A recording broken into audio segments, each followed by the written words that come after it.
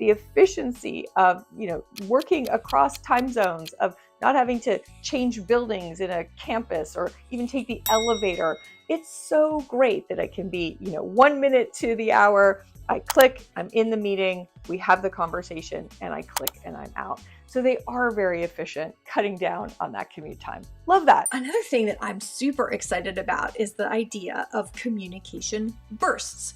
Communication bursts are great for your virtual or hybrid team because what they say is, especially if your team is across different time zones and it's hard to coordinate, what you do is you pick a time. You may want to set these up a couple of times a week, depends on your team and your work, but you may say for this 2-hour period, everybody's going to be heads down working. There's no meetings, there's no other expectations. We're all going to be making progress on this particular work that we're doing. It's a great time for everybody to be responsive to one another. If you need something from somebody else, you can just ping them and, jump on a quick call for 5 minutes to get what you need.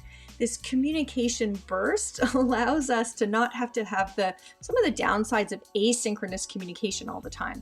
I'm working with a client in Australia right now, and when I send a message, I often have to wait hours and hours and hours and hours. Then sometimes they respond when I'm already, not working or in bed, and it just takes days to get responses on things to even set up the next meeting.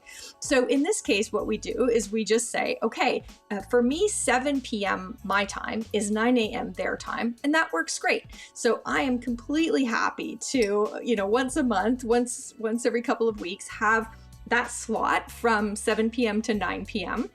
where we can say, all right, I'm available if you need anything, if we just want to, review drafts. It's so much better. So there are so many different ways we need to think about our communication and collaboration when we're in virtual and hybrid. Workers have so much more control, at least those of us who work in the knowledge economy and have been working remotely for a few years.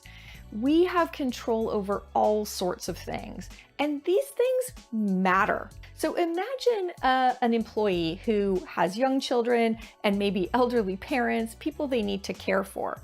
What it used to be is that if you need to take somebody to a doctor's appointment, you used to have to take a vacation day to take somebody to a doctor. Sitting in a pediatrician's waiting room with snotty infectious kids is hardly what I would call a vacation day.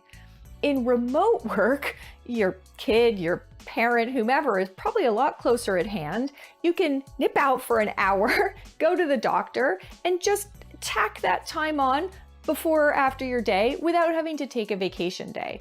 That's worth fighting for. Research shows us that people can be equally and in some cases more productive when they work remotely. Fewer distractions, more time committed to the work. So we're getting a lot more for a paycheck than we would if people were coming into the office. So much easier to create sort of an omni-media, omni-channel interaction. So you can share your screen so easily. You can attach a doc. Many of the systems like Microsoft Teams, for example, you have an entire system around that meeting where you have the chat and the follow-up action items. You have slides or documents that go with it, and all in one place. You have this amazing library of tools and resources to help you follow that thread and get that piece of work done more efficiently. Just makes so much sense.